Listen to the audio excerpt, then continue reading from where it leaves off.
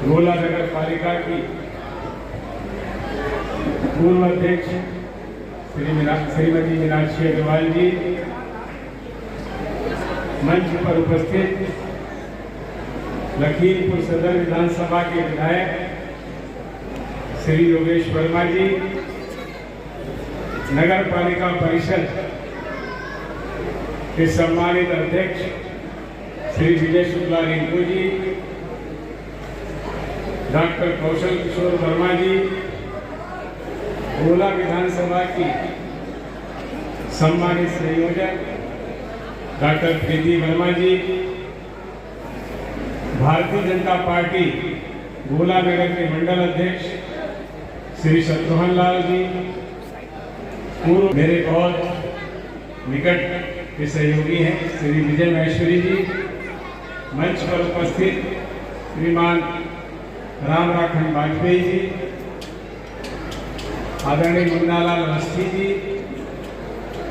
जिनके नेतृत्व पांडे जी, अच्छा हाँ धर्मेंद्र सिंह जी का पूर्व विधायक प्रमुख भी है, और हमारे भारतीय जनता पार्टी के किसान मोर्चे के जिले के महामंत्री जी श्री मनोहर वर्मा जी तो चले गए, द्वारिका प्रसाद रस्तोगी जी, कमल नयन वाजपेयी जी, राम जी रस्तोगी जी, ये आप सब लोगों ने हमारे यहाँ संचालक हमारे कर रहे हैं श्री संजय अवस्थी जी, उनका नाम भी भूल गया था। संचालन अवस्थी लोग बढ़िया करते हैं, एक वो अवस्थी जी बैठे हैं और एक मनोज जी हमारे कहाँ चले गए, मनोज जी बढ़िया संचालन कर रहे हैं, इधर बैठे हैं। हमारे ये अवस्थी जी जब संचालन करते उस दिन हम विजय शुक्ला जी के कार्यक्रम में थे, तो जो बात कहते थे उसकी व्याख्या भी करते थे कि भाई हम इसलिए नाम नहीं दे रहे क्योंकि हमारे पास लिस्ट नहीं है। ऐसा बहुत अच्छे वातावरण में गोला की ये सभा हो रही है। आप सब ने यहाँ पर उपस्थित होकर के जिस तरह से मुझे सम्मान दिया है, मैं आप सबका बहुत बहुत अभिनंदन करते हुए आपका आभार व्यक्त करता हूँ। वास्तव में राजनीति का क्षेत्र एक अलग तरह का क्षेत्र होता है। जब मैं राजनीति में आया था तो मैंने परंपरागत राजनीति देखी थी। कहाँ काजल साहब बैठे हैं, हमारे गोला बार के 3 बार अध्यक्ष रहे। तो बहुत सारी परंपरागत राजनीति में ऐसी अनेकों बातें थी जो मुझे अच्छी नहीं लगती। मैंने बिना कोई समझौता किए हुए आप सबके प्यार के कारण, आपका जो प्यार, आपका जो विश्वास, और बिना किसी लाग लपेट के आपका जो मुझे खुला समर्थन मिला, उसके कारण मैं राजनीतिक क्षेत्र की कठिन लड़ाई को लड़ पाया और आज मैं यहाँ तक पहुँचा हूँ। तो मैं समझता हूँ इसमें मेरी कोई भूमिका नहीं है, आप सबके योगदान के कारण ही मैं यहाँ तक पहुँचा हूँ। इसके लिए भी मैं आपका हृदय से अभिनंदन करता हूँ।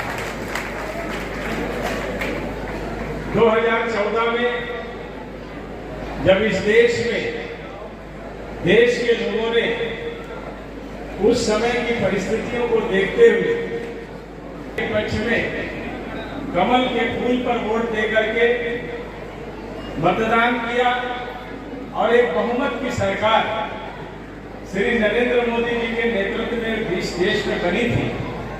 उस समय कई चुनौतियां हमारी सरकार के सामने थी। देश में कई ऐसे बड़े काम करने की जरूरत थी जिसकी प्रतीक्षा ये देश 1947 में आजादी मिलने के बाद से ही कर रहा था। मैं किसी की आलोचना की दृष्टि से नहीं कह रहा, लेकिन आजादी के बाद इस देश में ऐसी सरकारें बनी जिन्होंने इस देश का सुनियोजित विकास नहीं किया।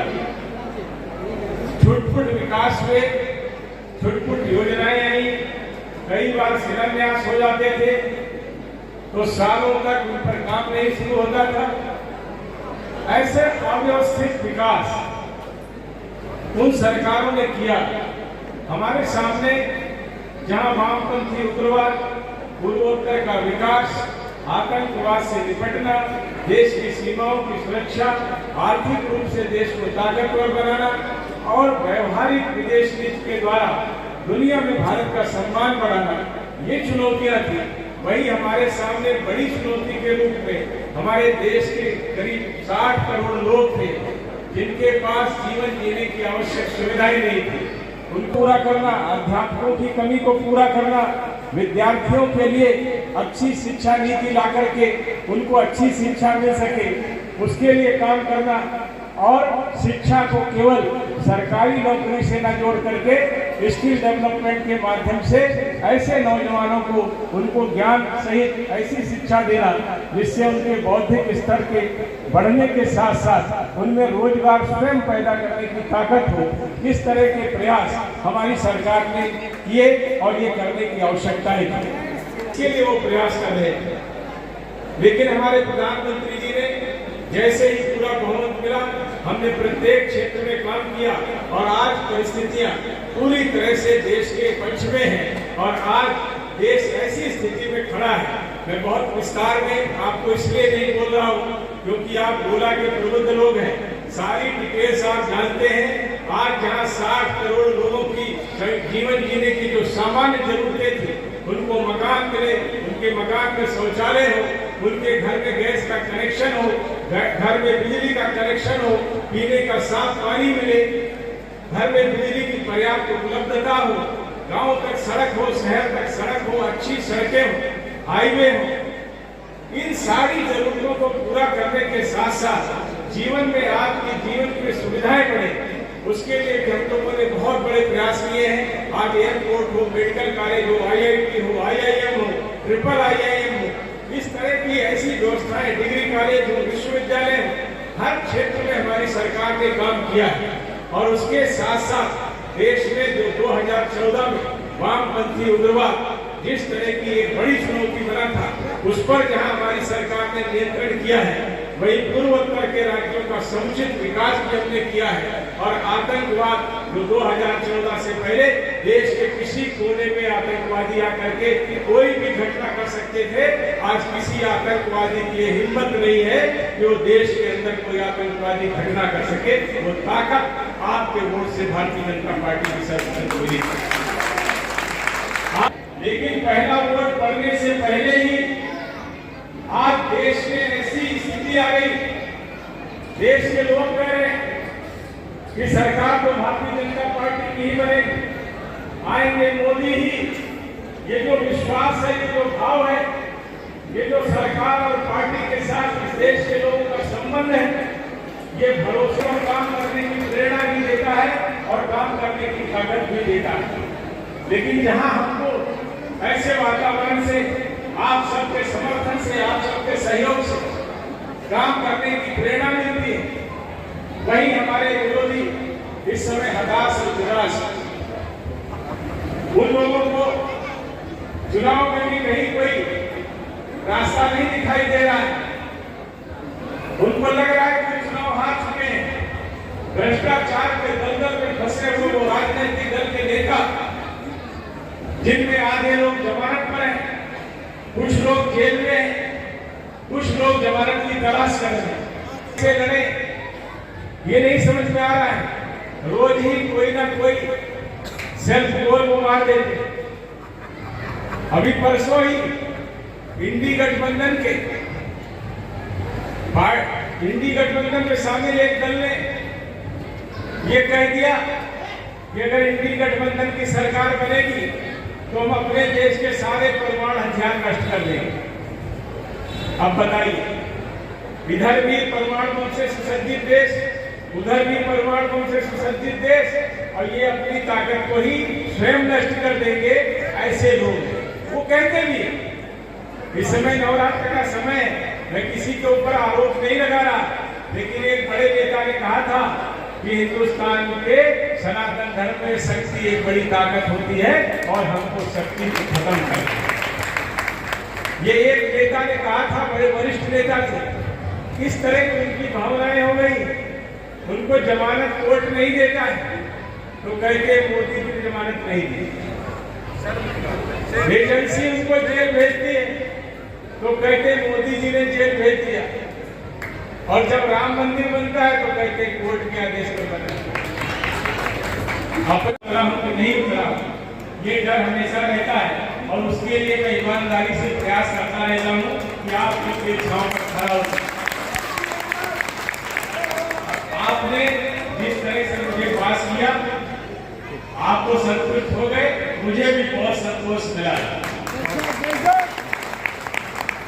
आज पूरी तरह से वातावरण भारतीय जनता पार्टी के पक्ष में है। कहीं कोई राजनीतिक दल आज चुनाव लड़ने की स्थिति में नहीं है। लोकतंत्र है और वो राजनीतिक पार्टी है, उनकी मजबूरी है चुनाव लड़ना, तो चुनाव लड़ नहीं रहे हैं, चुनाव को ढो रहे हैं। ढोते ढोते थकावट उनके चेहरे पर साफ दिखाई दे रही है, लेकिन भारतीय जनता पार्टी के लोगों में, हमारे समर्थकों में और आप सब लोगों में जो उत्साह है, मैं आपसे अनुरोध कर रहा हूँ कि जैसे लगातार आपने कमल के फूल पर मतदान करके मुझे अपना प्रतिनिधि चुना है, भारतीय जनता पार्टी की सरकार बनाई है, मैं आपसे पुनः अनुरोध करता हूँ, आप सब लोग अपने मित्रों रिश्तेदारों के साथ साथ जिन लोगों तक आपकी पहुंच है सबको कहिए, सब लोग कमल के फूल पर मतदान करें। भारतीय जनता पार्टी के पक्ष में मतदान करके श्री नरेंद्र मोदी जी को इस देश का प्रधानमंत्री बनावे। मैं पार्टी का कार्यकर्ता हूँ और आपका प्रतिनिधि हूँ, इसलिए प्रतिबद्धता जताते हुए ये मैं विश्वास के साथ कह रहा हूँ कि हमारे प्रधानमंत्री जी, हमारी पार्टी और मैं स्वयं, जैसे मैं 10 वर्ष से आपके लिए लगातार ईमानदारी से प्रयास कर रहा हूँ, अपने देश और देश के लोगों के जीवन में परिवर्तन आए, हमारा देश आगे बढ़े, मैं निरंतर देश के लोगों के लिए और देश के लिए काम करता रहूँगा।